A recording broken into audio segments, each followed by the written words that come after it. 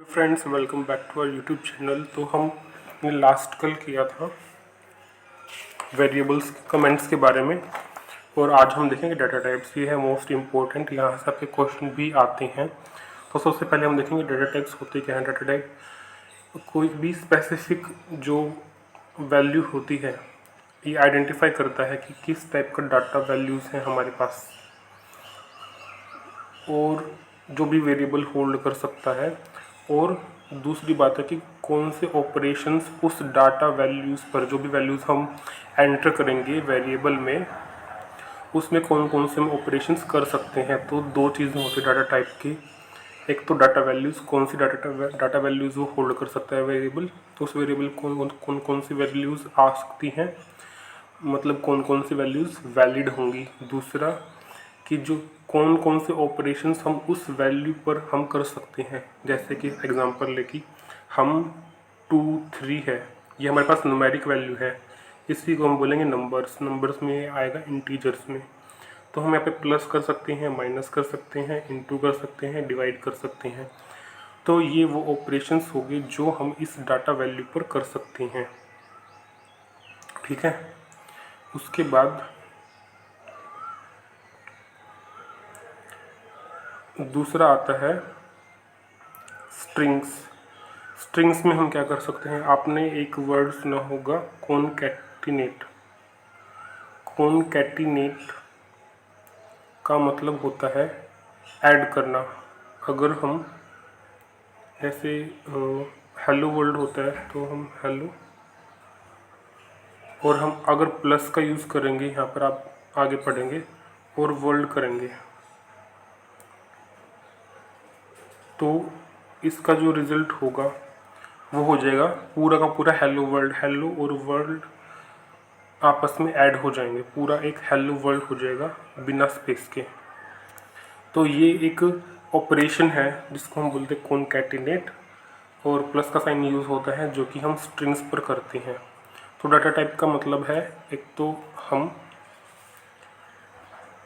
Data values देखते हैं और उन वैल्यूज़ पर क्या क्या ऑपरेशंस हो सकते हैं वो देखते हैं। उसके बाद हम देखेंगे ये हमारे पास डाटा टाइप्स हैं पाइथन में, और ये सबसे मोस्ट इम्पोर्टेंट है। ये आप याद रख लीजिए कि जो नंबर्स हैं, नंबर्स में हमारे पास 4 चीज़ें हैं। एक तो है इंटीजर। इंटीजर में मतलब बिना डेसिमल वैल्यू के जो भी हमारे पास नंबर होंगे उन्हीं को हम बोलते हैं इंटीजर, और जो डेसिमल वाले नंबर होंगे उनको बोलते हैं फ्लोटिंग पॉइंट। और कॉम्प्लेक्स नंबर आपने 10th में पढ़े होंगे, जिसमें आयोटा यूज़ होता है। एक रियल नंबर होता है और एक इमेजिनरी नंबर होता है। जैसे कि 3 प्लस अंडर रूट में हम लिखते थे अंडर रूट 2, इसी को हम लिखते थे 2i आयोटा। लेकिन यहाँ पर फॉर्मेट चेंज हो जाता है, यहाँ पर क्या होगा, आई की जगह ये जे से डिनोट करवाएंगे। तो ये हो गया आपका कॉम्प्लेक्स नंबर। और इंटीजर का ही एक सब टाइप है, इंटीजर का ही एक सब टाइप है बुलियन। बुलियन में आपने देखा होगा कि हमारे पास 2 वैल्यूज़ रहती हैं जो कि ट्रू या फॉल्स, हमारे पास 2 ही वैल्यू रहती हैं। तो इसको हम आगे देखेंगे इन सभी डाटा टाइप को। सबसे पहले हम देखते हैं नंबर को। नंबर जैसा कि बताया था कि न्यूमेरिकल वैल्यूज़ को ही स्टोर करता है सिर्फ, और 3 डिफरेंट टाइप में क्लासिफाइड है। Int means integer, float means floating point number, and complex. Float को फ्लोट या फिर रियल नंबर भी बोलते हैं। और इंटीजर नंबर के एग्जांपल यहाँ पर दिए हुए हैं, किसी में भी डेसिमल पॉइंट का यूज़ नहीं किया गया। और जो फ्लोटिंग पॉइंट नंबर्स हैं, जो ये फ्लोटिंग पॉइंट नंबर्स हैं उसमें है हर जगह डॉट का यूज़ किया गया है, पॉइंट का यूज़ किया गया है। एक चीज़ और जो अभी 3.7 जो लेटेस्ट है, उसमें क्या है कि अगर हम यहाँ पर डॉट लगाते हैं तो ये भी वैलिड है हमारा फ्लोटिंग पॉइंट नंबर। वो ऑटोमेटिक इसको ज़ीरो समझ लेगा कि पॉइंट के बाद ज़ीरो है।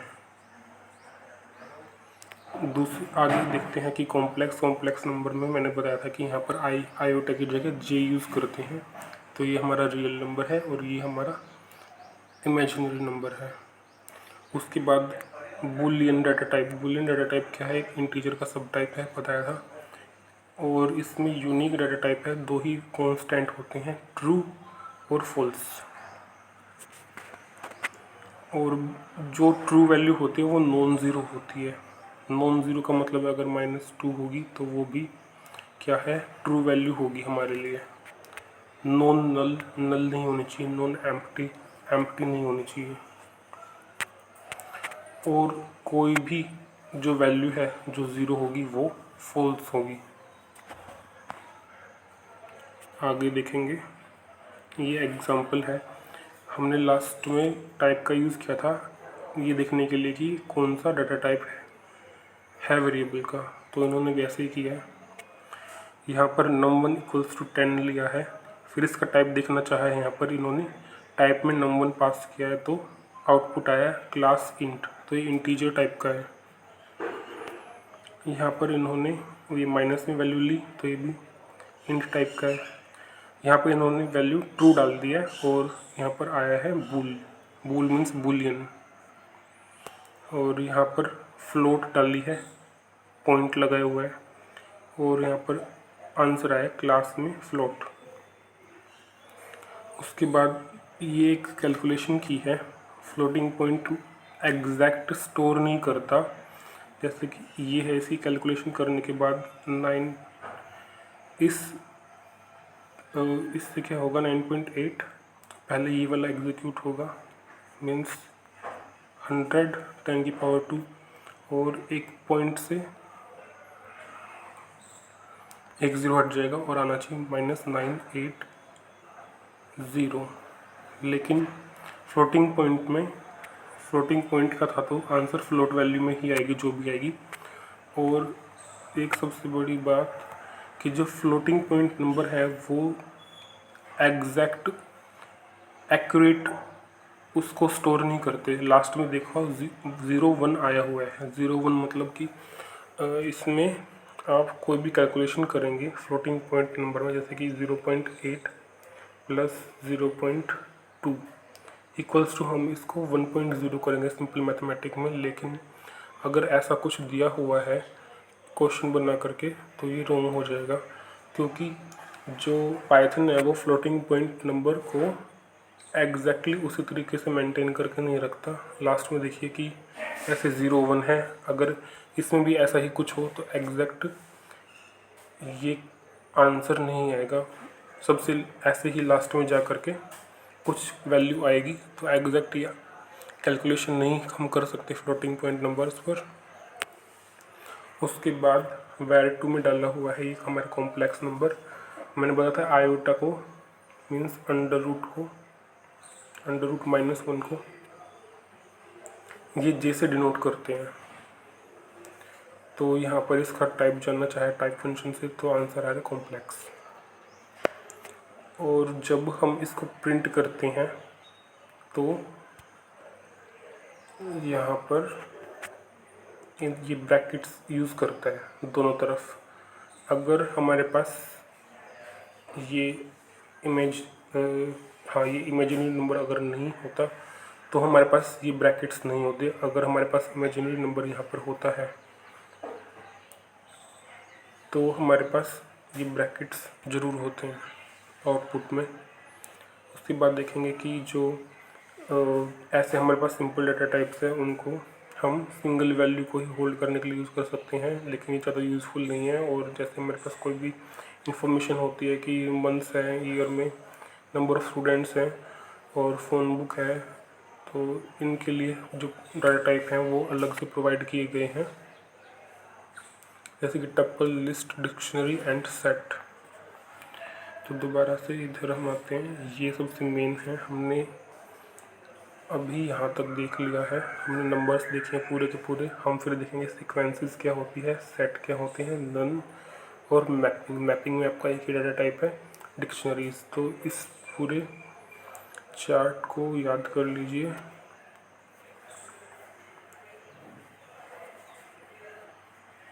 अभी हम देखेंगे सीक्वेंस। सीक्वेंस के हमारे पास 3 डाटा टाइप आते हैं, इसको आप STL से याद कर लीजिए, स्ट्रिंग, टपल और लिस्ट। स्ट्रिंग, टपल और लिस्ट। तो सीक्वेंस क्या होती है? सीक्वेंस पाइथन में एक ऑर्डर्ड कलेक्शन है ऑफ आइटम्स। ऑर्डर्ड कलेक्शन का ही मतलब होता है कि where each item is indexed. Index होता है, जैसे एरे में इंडेक्स होते थे 1 2 3, वहाँ 0 से स्टार्ट होते थे, लेकिन यहाँ पर 1 से स्टार्ट होंगे।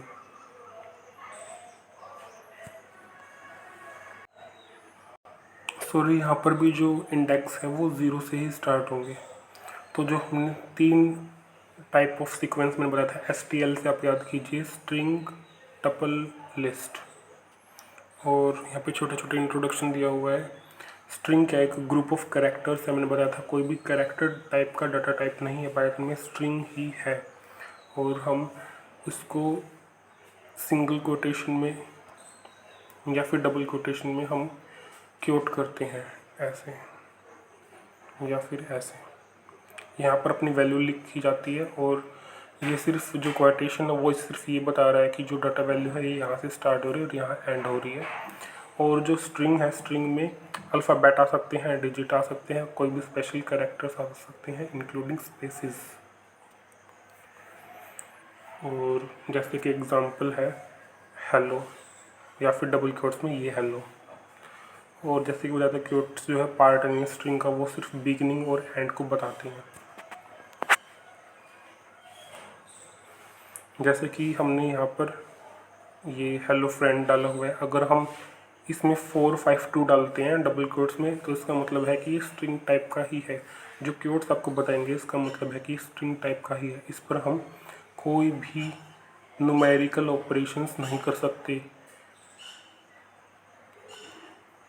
सकते, चाहे इवन जो स्ट्रिंग है वो न्यूमेरिक वैल्यूज़ की ना कंटेन कर रहा हो, जैसे कि इसमें है, तो हम str+2 नहीं कर सकते। हमारे पास एरर आ जाएगा कि हम स्ट्रिंग पर न्यूमेरिक ऑपरेशंस परफॉर्म नहीं कर सकते। दूसरा है list. List is a sequence of items separated by commas. इसमें आइटम्स होते हैं जो कि कॉमा से सेपरेट होते हैं, और ये स्क्वायर ब्रैकेट में इनक्लोज्ड होता है लिस्ट। इसको आप कैसे याद करेंगे? लिस्ट स्टार्ट होता है L से, और ऐसा ही ये स्क्वायर ब्रैकेट के अंदर इसके आइटम्स होते हैं। ये हमारे पास है लिस्ट 1। और जो आइटम्स हैं वो किसी भी डाटा टाइप के हो सकते हैं, सेम डाटा टाइप मैंडेटरी नहीं है। तो जैसे हमने यहाँ पर प्रिंट किया लिस्ट को, लिस्ट 1, तो जो आउटपुट आया है वो आप देख सकते हैं, ऐसे ही आउटपुट आ गया है सेम।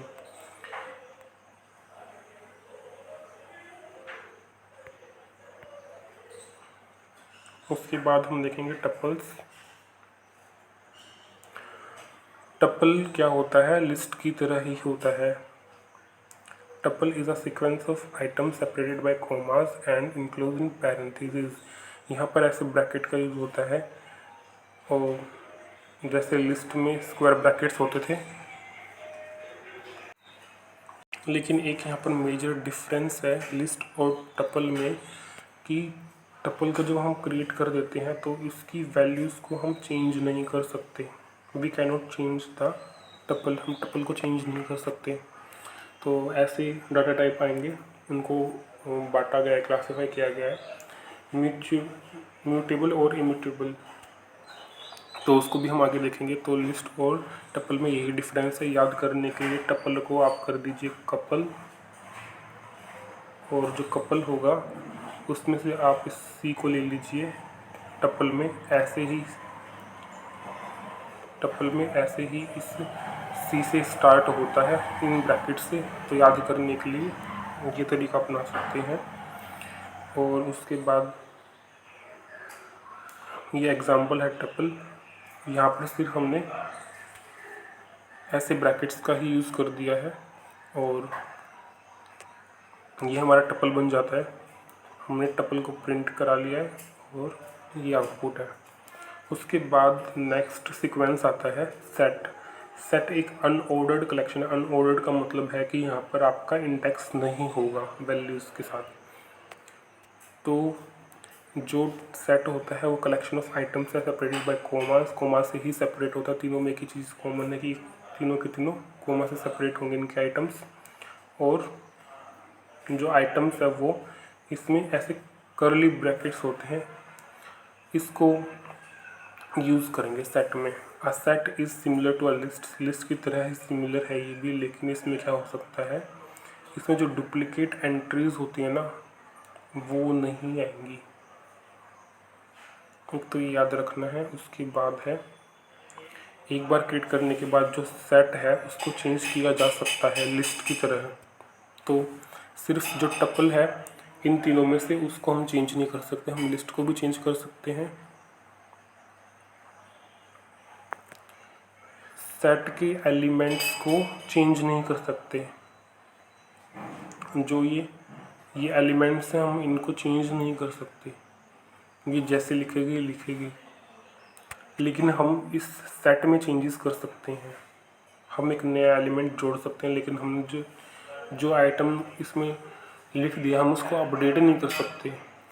तो list elements of a set can not be changed.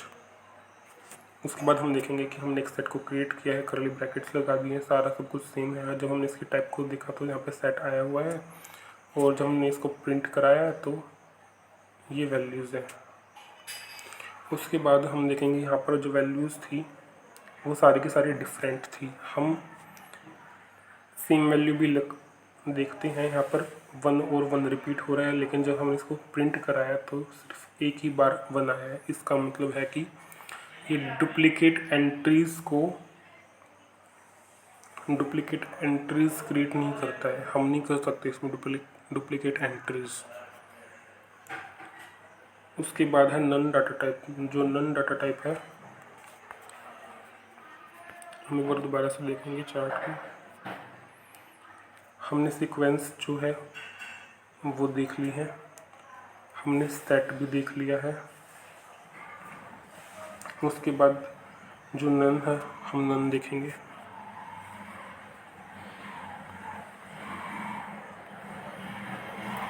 None क्या है? नन एक स्पेशल डाटा टाइप है जिसमें कि एक सिंगल वैल्यू को होल्ड करता है, नन को ही होल्ड करता है, और सिर्फ ये बताता है कि जो वैल्यू है वो एब्सेंट है, बस ये बताता है। इसका कोई भी ऑपरेशन नहीं है। और सबसे बड़ी बात, ना ही ये फॉल्स ना ही ये ज़ीरो के सेम है। It is neither same. मतलब नन जो है वो एब्सेंट को बताता है, लेकिन फॉल्स या ज़ीरो तो ये इंडिकेट करता है कि जो वैल्यू है वो ज़ीरो है। लेकिन यहाँ पर तो एब्सेंट की बात हो रही है, एब्सेंट है डाटा वैल्यू, हमको पता ही नहीं है, मिसिंग है। तो नन इस बारे में बताते हैं। अगर हमने माईवेर इसमें वेरिएबल में नन किया तो इसका जो टाइप से प्रिंट करा करके देखा तो नन टाइप आ रहा है, और जब हम इसकी वैल्यू प्रिंट करा रहे हैं तो नन आ रहा है। मैपिंग में हमारे पास एक ही डाटा टाइप है जो कि है डिक्शनरी, और अनऑर्डर्ड है, मतलब इसमें भी इंडेक्स्ड नहीं है। लेकिन हम जो की है इसी की से हम इसके डाटा आइटम्स को एक्सेस कर सकते हैं। ये अनऑर्डर्ड टाइप है, डाटा टाइप है, और सिर्फ एक ही स्टैंडर्ड डाटा टाइप है फिलहाल जो है डिक्शनरी। तो अभी हम डिक्शनरी के बारे में देखेंगे। Dictionary is in Python holds data items. वहाँ पर तो हम सभी कोमा का यूज़ कर रहे थे, लेकिन यहाँ पर हम की वैल्यू पेश का करेंगे। एक की होगी और फिर उसके हिसाब से एक वैल्यू होगी उसकी, और उसको हम एक कोलन से सेपरेट करेंगे। तो जो डिक्शनरी है उसमें भी करली ब्रैकेट्स होते हैं, सेट में भी करली ब्रैकेट्स होते हैं। डिफरेंस ये है कि जो हर की है, every key is separated its value using a colon sign. जो आपको आइटम्स मिलेंगे इस करली ब्रैकेट्स में, तो यहाँ पर एक की होगी, कोलन होगा और वैल्यू होगी उसकी। ऐसा सेट में नहीं मिलेगा। सेट में डायरेक्ट आपके आइटम्स होंगे, उसमें कोई भी की नहीं होगी। तो जो मेन डिफरेंस है सेट और की के सिंटैक्स में, वो आप सेट और डिक्शनरी के सिंटैक्स में, डिक्शनरी में आपको एक कोलन देखने को मिलेंगे। इन ब्रैकेट्स के अंदर, लेकिन सेट में आपको कोलन देखने को नहीं मिलेंगे। उसके बाद जो एक ये इम्पोर्टेंट है कि जो डिक्शनरीज है वो एक फास्ट एक्सेस टू डाटा करती है। ये हमने देख लिया था, जो की है वो सेपरेट करेगी उसकी वैल्यू को कोलन से। जो की वैल्यू पेयर्स होते हैं डिक्शनरी के can be accessed using the key. मैंने बताया था की से हम एक्सेस कर सकते हैं। यहाँ पर इनको इंडेक्स नहीं होता इनके पास, तो इसलिए ये अनऑर्डर्ड डाटा आइटम है, अनऑर्डर्ड डाटा टाइप है। और जो की होती है डिक्शनरी की वो ज़्यादातर जो की होते हैं वो डिक्शनरी को ज़्यादातर स्ट्रिंग होती है, और जो वैल्यूज़ है वो किसी भी डाटा टाइप की हो सकती है। और यहाँ पर हमने डिक्शनरी बनाई है, यहाँ पर कर्ली ब्रैकेट्स हैं, और जो आइटम है वो सेपरेट होंगे कोमा से। ये जो फ्रूट है वो की है, इसकी जो वैल्यू है वो एप्पल है, और हमने इसको सेपरेट किया है इस कोलन से। इस कोलन से हमने इसको सेपरेट किया है।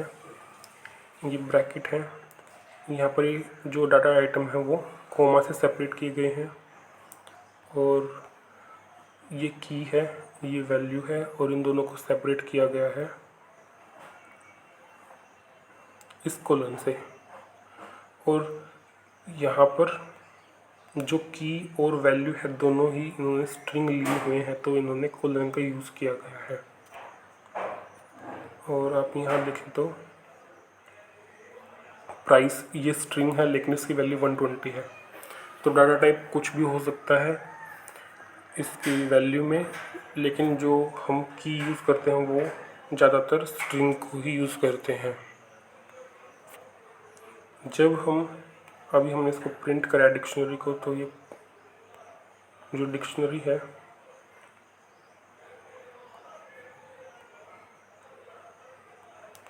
डिक्शनरी है वो आपकी ऐसे की ऐसी ही आ गई है। और हमने इसको एक्सेस करने के लिए यहाँ पर जो डिक्शनरी का नाम है, डिक्ट1 से बनाई थी, ये डिक्शनरी का नाम है, हम स्क्वायर ब्रैकेट का यूज़ करेंगे। ये स्क्वायर ब्रैकेट है, और इसमें हम की को डालेंगे। ये की क्या थी, ये की थी, ऐसे ही कोलन लगा करके इसकी वैल्यू को एक्सेस करेंगे। तो जो वैल्यू एक्सेस होगी ये 120 है, तो ये 120 को हम प्रिंट करा रहे हैं। इसकी वैल्यू को एक्सेस किया और उसको प्रिंट करा दिया। तो यहाँ पर यही लिखा हुआ है कि इन ऑर्डर टू एक्सेस, कोई भी अगर हमें वैल्यू एक्सेस करनी हो डिक्शनरी पे, तो हम यूज़ करते हैं उसकी जो वैल्यू है, उसकी जो की है उसको हम स्क्वायर ब्रैकेट में यूज़ करेंगे। ये स्क्वायर ब्रैकेट थे और इसमें ये की थी, और यहाँ हमें वैल्यू मिल गई, हमने प्रिंट करा दिया तो हमें डिस्प्ले हो गई। आज के लिए यहीं तक।